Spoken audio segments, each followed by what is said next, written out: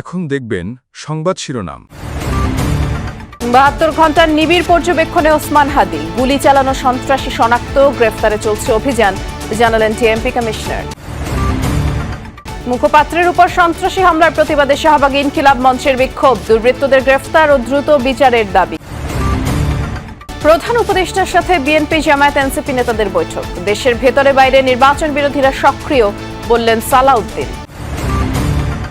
৭.৫ ঘন্টায় নিয়ন্ত্রণে আসেনি কেরানীগঞ্জের ঝুট গোডাউনে লাগা আগুন, কমপক্ষে ৪৫ জনকে উদ্ধার করেছেন ফায়ার ফাইটাররা। অনুরোধের বছর পেরোলেও ঢাকায় ভিসা সেন্টার খোলেনি ইউরোপের নতুন কোনো দেশ, পড়াশোনার সুযোগ হাতছাড়া হয়েছে অনেকের, দেশগুলোর সাথে আলোচনার তাগিদ। আসসালামু আলাইকুম। এতক্ষণ দেখছিলেন সংবাদ শিরোনাম, এখন দেখবেন বিস্তারিত।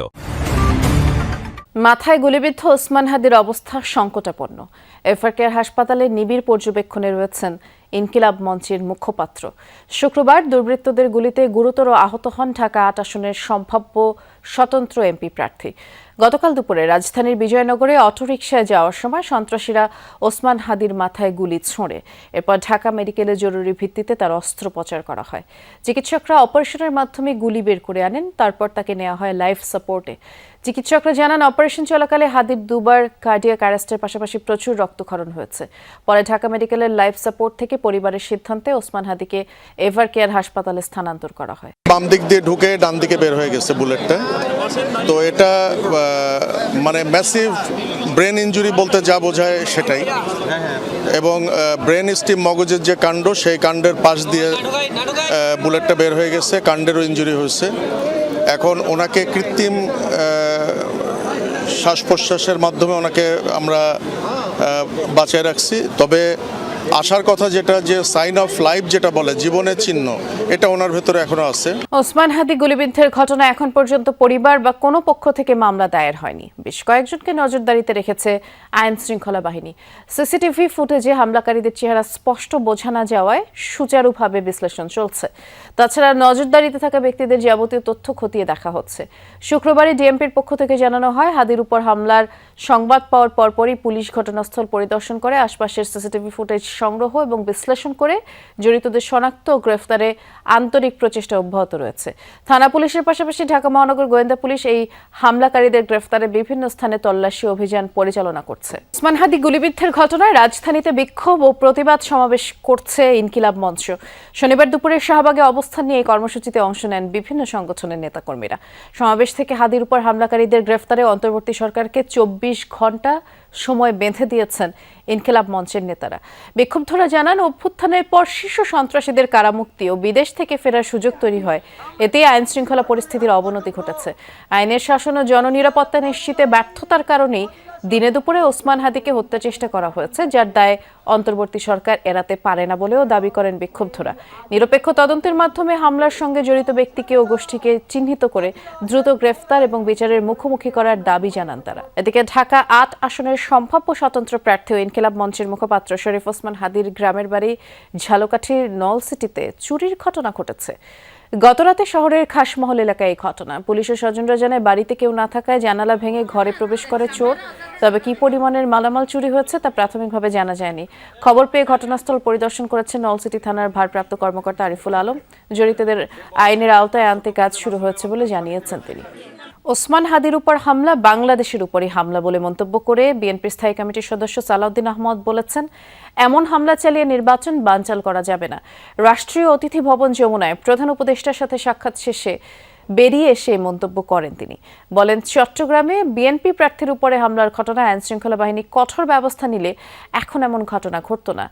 আর সালাউদ্দিন আহমদ জানান, তারেক রহমানের নিরাপত্তা বিএনপির সর্বোচ্চ অগ্রাধিকার। অন্তর্বর্তী সরকারকে নিরাপত্তা নিশ্চিতের ব্যাপারে আহ্বান জানানো হয়েছে। রাজনৈতিক বিতর্ক যতই থাকুক, ফ্যাসিবাদ বিরোধী আন্দোলনে সবাই ঐক্যবদ্ধ বলেও জানান বিএনপির এই নেতা।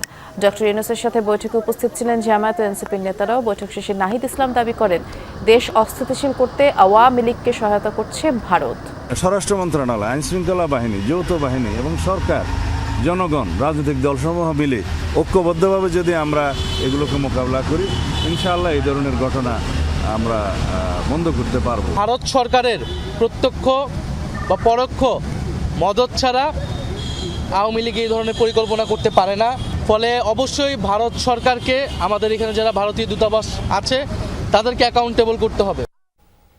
ঢাকার কেরানীগঞ্জের বাবুবাজার এলাকায় একটি ভবনে লাগা আগুন এখনো নিয়ন্ত্রণে আনা যায়নি। ভোর 5:37 আগুন লাগার খবর পায় ফায়ার সার্ভিস।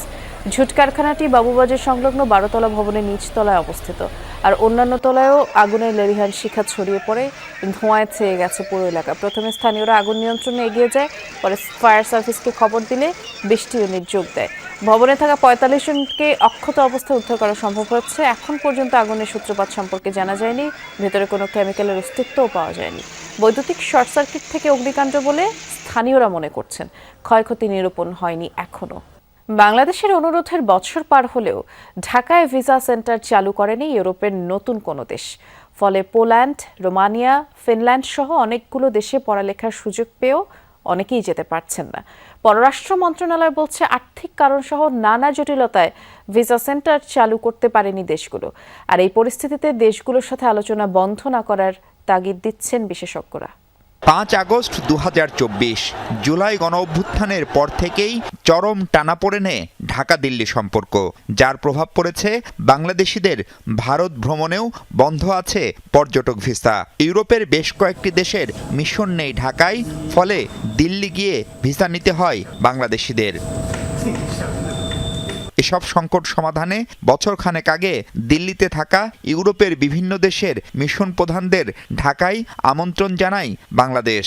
সেখানে বাংলাদেশিদের জন্য ভিসা সেন্টার দিল্লির বদলে অন্য কোথাও স্থানান্তর কিংবা সম্ভব হলে ছোট পরিসরে হলেও কনসুলার সেবা ঢাকায় চালুর অনুরোধ ছিল প্রফেসর ইউনূসের।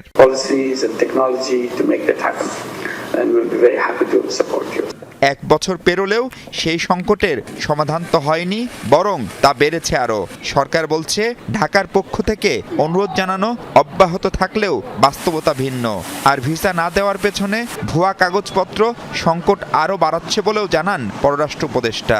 কাউকে বলছি যে তোমাদের সাথে অনেক ভিসা আদান প্রদান হয়, তোমরা একটা ছোট্ট মিশন খোলো এখানে, অথবা বলছি যে অন্যান্য দেশে অ্যালাউ করো। যেমন কোনো দেশে অ্যালাউ করছে, কিন্তু সেই দেশেও তো আমাদের কারণেই ভিসা রেস্ট্রিকশন হচ্ছে, কাজেই তাদেরকে তো আমি দোষারোপ করতে পারি না। একটা ব্যাংক স্টেটমেন্ট যে ব্যাংকে গিয়ে নেবে, তার পরিবর্তে ওই এজেন্টের উপর ছেড়ে দেওয়া হয়, সে একটা ফেক স্টেটমেন্ট দিয়ে দেয় এবং তারপরে ভিসা নিয়ে সমস্যা হয়। তবে ঢাকায় নতুন করে কোনো দেশের ভিসা সেন্টার চালু যে জটিল প্রক্রিয়া, সে কথা স্মরণ করিয়ে এটি নিয়ে টার্গেট দেশগুলোর সাথে আলোচনা চালিয়ে যাওয়ার তাগিদ দেন সাবেক কূটনীতিকরা। এই জন্য সরকারকে যেটা করতে হবে সেটা হলো একটা জনসচেতনতা তৈরি করা, যে যারা জেনুইন ছাত্র তারাই যেন বিদেশে পড়ালেখার জন্য আবেদন করে এবং তাদের কাগজপত্রের মধ্যে স্বচ্ছতা এবং একই সঙ্গে ডকুমেন্টেশনগুলো যেন যথাযথ থাকে। যাদের এখানে ভিসা ফ্যাসিলিটিস নাই তাদেরকে সরকার বারংবার অ্যাপ্রোচ করতে পারে এবং এই অ্যাপ্রোচ করা ছাড়া আর বিকল্প কিছু নাই। স্বপ্নের ইউরোপ যাত্রা নির্বিঘ্ন করতে এজেন্টদের উপর নির্ভরশীল না থেকে প্রয়োজনীয় কাগজপত্র জমার আগে আবেদনকারীদের চেক করার পরামর্শ দিচ্ছেন বিশেষজ্ঞরা।